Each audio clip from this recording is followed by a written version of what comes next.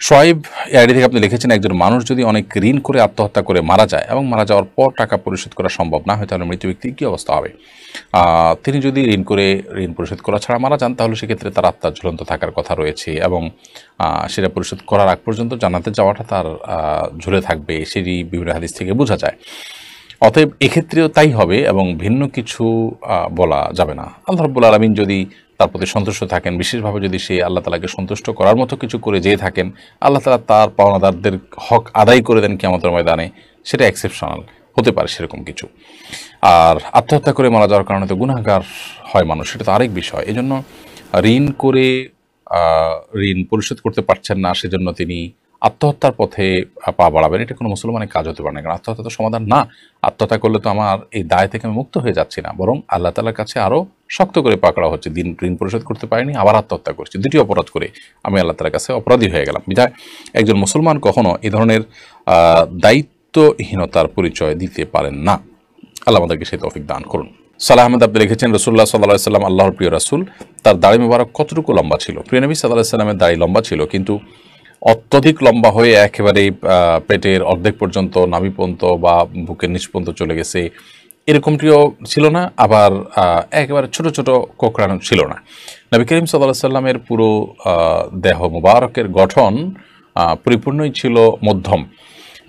চুলগুলো একেবারে না কোঁকড়ানো ছিল, না একেবারে কাটার মতো দাঁড়ানো ছিল। তিনি খুব বেশি লম্বাটে দৃষ্টিকটু পর্যায়ের না সেরকম ছিলেন, না খুব বেটে ছিলেন। এভাবে তাকে আল্লাহ রাব্বুল আলামিন এমনভাবে তৈরি করেছেন যে, বা এমনভাবে তার শারীরিক গঠন দান করেছেন যে তিনি সম্পূর্ণ মধ্যম ছিলেন। মানে একটা মানুষ পারফেক্ট এবং দেখতে সুন্দর এবং সব দিক থেকে আপনার ভালো লাগার মতো মানুষ হওয়ার জন্য যা যা দরকার ছিল, আল্লাহ নবী সাল্লাল্লাহু আলাইহি ওয়াসাল্লামের মধ্যে তার সব কিছু ছিল। অতএব তার দাড়িটা সেরকম ছিল। তবে এমনিতে তিনি দাড়ি লম্বা করতে বলেছেন, নির্দেশ দিয়েছেন, আফুল্লোহা আর খুল্লোহা, তোমরা দাড়িকে ছেড়ে দাও, দাড়িকে লম্বা করো। বিধায় আমরা দাড়িকে লম্বা করবো এবং দাড়িকে রেখে দেবো ইনশাআল্লাহ তাআলা। ফজরের নামাজেও এতটা অলসতা লাগে না, 5 ওয়াক্তের মধ্যে 4 ওয়াক্ত আদায় করতে পারি, কিন্তু এশার নামাজের সময় অনেক অলসতা কাজ করে। এক্ষেত্রে কি করা যায়, কিভাবে মনোযোগ বাড়ানো যায়? মাগরিবের পর কোনোভাবে শোয়া উচিত না, নবী সাল্লাল্লাহু আলাইহি ওয়াসাল্লাম নিষেধ করেছেন। ওই সময় আমরা গায়ে এলিয়ে বিছানায় যাই, তখন একটু ঝিমানি এসে যায়, তখন এশা পড়তে কষ্ট হয়। তো এই জন্য মাগরিবের পর নবী সাল্লাল্লাহু আলাইহি ওয়াসাল্লাম এশার আগে শোয়াটাকে অপছন্দ করতেন। আর এর বাইরে আপনার যদি এমন হয় যে খুব বেশি বিলম্ব করলে আপনার অসুবিধা হয়, তাহলে আপনি ওয়াক্ত হওয়ার পরপরই নামাজ পড়ে ফেললেন। মাগরিব টু এশা তো খুব বেশি সময় না। প্রয়োজনে এই সময়ে আপনি যদি বসে থাকলে আপনার ঝিমানি আসে, তাহলে সেটা আপনি হাঁটাহাঁটি করেন, অন্য কোনো কাজে ব্যস্ত হয়ে পড়েন, যাতে করে আপনার অলসতা বা ঝিমুনির কোনো ভাব না আসে। আর যদি নামাজে অমনোযোগের কথা বলেন, তাহলে সেক্ষেত্রে নামাজে অমনোযোগিতা দূরের জন্য এশার নামাজের যে ফজিলত এবং মর্যাদা আছে, সেটি আপনি একটু অনুধাবন করার চেষ্টা করুন। নবী সাল্লাল্লাহু আলাইহি ওয়াসাল্লাম বলেছেন, এশার নামাজ যদি কেউ আদায় করেন, তাহলে সে ব্যক্তি, বিশেষ করে পুরুষরা যখন জামাতের সাথে আদায় করবে, মা বোনরা যার জায়গায় আদায় করবে, আল্লাহ রাব্বুল তাকে অর্ধরাত জেগে ইবাদতের সওয়াব দান করবেন। এটা অনেক বড় ফজিলতপূর্ণ একটি বিষয়।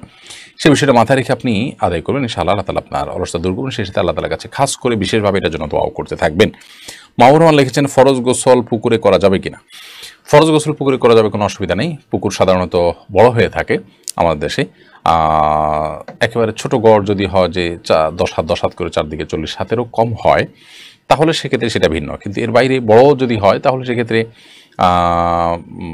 বড় বলতে মানে চারপাশে 40 হাতের বেশি এরকম পুকুর বাংলাদেশে প্রায় অলমোস্ট সব পুকুরগুলোই।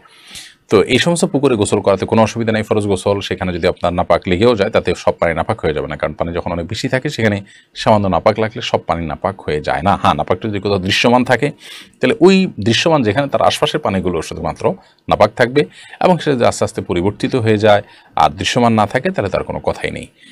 অতএব ফরজ গোসল পুকুরে করতে কোনো সমস্যা নেই। নাজিয়া বিনতে মেহু আইডি থেকে আপনি লিখেছেন, আত্মহত্যা মহাপাপ, সেক্ষেত্রে আল্লাহর কাছে নিজের মৃত্যুর জন্য কি দোয়া করতে পারবো? বোন নাজিয়া, অবশ্যই আত্মহত্যা গুনাহের কাজ এবং সেই সাথে মৃত্যু কামনা করাও গুনাহের কাজ। আমরা যদি মনে করি যে আমরা কষ্টে আছি, এই কষ্ট দূর হওয়া দরকার, তো কষ্টের বিনিময়ে তো আল্লাহ তাআলা জান্নাত দিবেন। বোন, আমরা যদি সবর করতে না পারি, তাহলে আমরা জান্নাত কোন মুখে আল্লাহ তাআলার কাছে প্রত্যাশা করব? দুনিয়াতে যদি সব কিছু ব্যাটেবলে হয়ে যায়, তাহলে এটা তো জান্নাত হয়ে যাবে, এটা তো জান্নাত না। বিধায় আমাদেরকে সবর করতে হবে, ধৈর্য ধারণ করতে হবে, আল্লাহ তাআলার কাছে ধৈর্য ধারণের জন্য দোয়া করতে হবে। প্রয়োজনে কাউন্সিলিংয়ের শরণাপন্ন হতে হবে, ভালো কোনো আলিমের, ভালো কোনো মানুষের, তাহলে সেটি আমাদেরকে সহায়তা করতে পারে ধৈর্য ধারণ করার ক্ষেত্রে। এপি আনোয়ার এটি থেকে আপনি লিখেছেন 4 রাকাত ফরজে দ্বিতীয় বৈঠকে ভুলে বা এমনি দুরূদ পড়লে কি সাউ সেজদা দেওয়া লাগবে? দেখুন, 4 রাকাত ফরজ নামাজের দ্বিতীয় বৈঠকে যদি ভুলে আপনি দুরূদ পড়ে ফেলেন, তাহলে সেক্ষেত্রে হানাফি মাযহাব অনুযায়ী আপনাকে সেজদায়ে সাহু দিতে হবে। কারণ দ্বিতীয় বৈঠকে আত্মাহিয়াতু পড়ার পর বিভিন্ন হাদিস থেকে আমরা জানতে পারি যে দ্রুততার সাথে দাঁড়িয়ে যেতে বলা হয়েছে এবং বিলম্ব করতে নিষেধ করা হয়েছে। সেই সাথে আপনি নবী সাল্লাল্লাহু আলাইহি ওয়াসাল্লামের প্রতি দুরূদ পাঠ করেছেন, এটা তো ভুলে পড়েছেন, এটা তো শেষ রাকাত শেষ বৈঠক মনে করে আপনি এটা পড়েছেন, তো অথচ এটা শেষ বৈঠক নয়। এসব কারণে সিজদা সাহু দেওয়ার কথা ওলামায়ে আহনাফ বলে থাকেন, যদিও হাম্বলী মাযহাব ওলামায়ে কিরাম, সৌদি আরব ওলামায়ে কিরাম তারা বলেন যে না, দুরূদ শরীফ যদি পড়ে ফেলে তার কারণে সিজদা সাহু বর্তাবে না। এটি সৌদি আরব ওলামায়ে কিরাম বা হাম্বলী মাযহাবের ওলামাদের মত।